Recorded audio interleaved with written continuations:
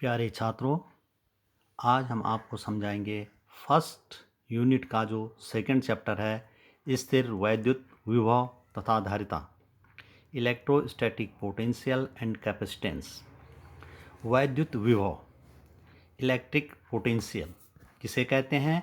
वैद्युत विभव वह कारक है जो आवेश के प्रवाह की दिशा निर्धारित करता है। अर्थात वैद्युत विभव किसी आवेशित वस्तु के वैद्युत तल को व्यक्त करता है। वैद्युत विभव वह कारक है जो आवेश के प्रवाह की दिशा को निर्धारित करता है, मतलब किधर से किधर को उसने बहना है।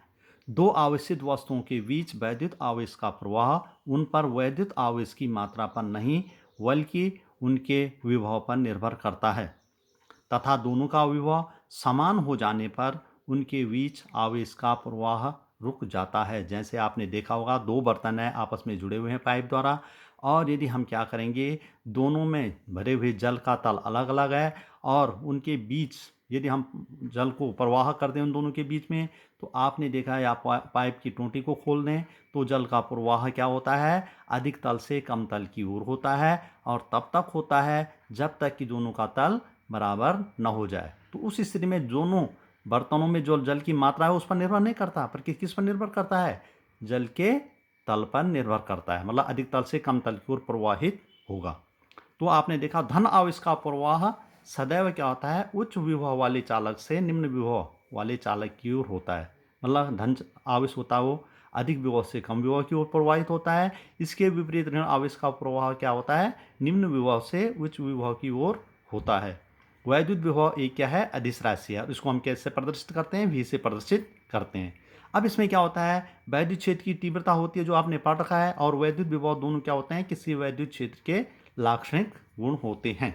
अब आता है इसमें वैद्युत विभवांतर, पोटेंशियल डिफरेंस। दो आवेशित चालकों अथवा वैद्युत क्षेत्र के अंतर्गत दो बिंदुओं के बीच जो विभव का अंतर होता है, या हम क्या कह सकते हैं, उसको हम क्या कहेंगे, वैद्युत विभवांतर कहेंगे। तो माना किसी माध्यम में बिंदु O पर, यह बिंदु O है, इस पर स्थित प्लस Q आवेश के चारों ओर, इसके कारण क्या होगा, एक उत्पन्न वैद्युत क्षेत्र में बिंदु A पर, यहाँ पर A पर कोई परीक्षण धनावेश प्लस Q0 रखा गया है।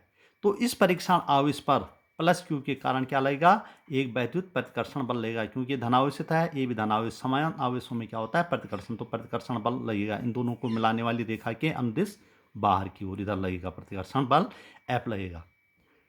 अब क्या होगा, अब यदि इस धन परीक्षण आवेश प्लस Q0 को प्रतिकर्षण बल के विरुद्ध हम क्या करें, A से B तक ले आए, तो हमें क्या करना पड़ेगा, क्योंकि यहाँ से यहाँ तक लाएंगे तो ये तो प्रतिकर्षण लगाएगा, और हम जबरदस्ती इसको ला रहे हैं, तो इसका मतलब क्या लगेगा, हमें कार्य करना पड़ेगा, यह बाह्य बल द्वारा कार्य करना पड़ेगा। इस किए गए कार्य, ये यहाँ से यहाँ तक लाने में जो किया गया कार्य होगा, और जो परीक्षण आवेश होगा उसकी जो निष्पत्ति होगी या अनुपात होगा, वही क्या कहलाएगा, इन दो बिंदुओं के बीच वैद्युत विभवांतर कहलाएगा। तो हम जो A है उस पर वैद्युत विभवांतर को VA से प्रदर्शित करते हैं, V का जो वैद्युत विभवांतर VB से प्रदर्शित करते हैं, और इस प्रकार A तथा B बिंदु पर विभव हम ज्ञात कर लेते हैं। तो A तथा B के बीच वैद्युत विभवांतर बराबर इक्वल टू होता है VB minus VA equal to WAB upon Q0। VB minus VA क्यों किया, क्योंकि B बिंदु प्लस Q आवेश के क्या है, नज़दीक है, तो यहाँ पर विभव ज़्यादा होगा। ये बिंदु दूर है तो यहाँ पर विभव कम होगा, तो V का विभव ज़्यादा होगा, A का विभव कम होगा। तो VB minus VA equal to WAB upon Q0। तो इस प्रकार इस सूत्र के आधार पर हम क्या कर सकते हैं, ये परिभाषा दे सकते हैं।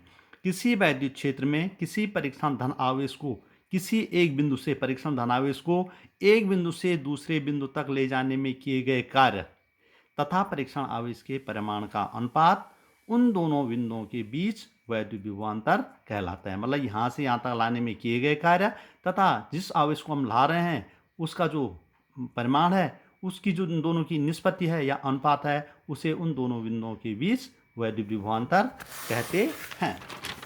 अब इसमें क्या करेंगे हम, यदि हम क्या करें, A को हम दूर ले जाते जाएं तो A का विभव क्या होता जाएगा, कम होता जाएगा, और अनंत में क्या हो जाता है, विभव क्या हो जाएगा, शून्य हो जाएगा। अर्थात यदि A को हम अनंत पे ले जाएं तो विभव शून्य हो जाएगा, अर्थात A अनंत पर है, V वैद्युत क्षेत्र के अंदर है। तो इस स्थिति में आप हम कह सकते हैं यदि उपरोक्त से क्या है, बिंदु ए को V से दूर करते जाएंगे तो VA का मान कम होता जाएगा और अनंत पर शून्य हो जाएगा। अतः यदि ए बिंदु अनंत पर हो तो VA इक्वल टू 0 अर्थात V इनफाइनाइट हो जाएगा। अर्थात उपरोक्त सूत्र से VV minus VA equal to W upon AB upon Q. इससे क्या हो जाएगा, VV minus V infinite equal to W infinite V upon Q0 या VV इक्वल टू क्या हो जाएगा, W infinite V upon Q0, या किसी बिंदु के लिए हम सामान्य सूत्र दे देते हैं V equal to W upon Q0।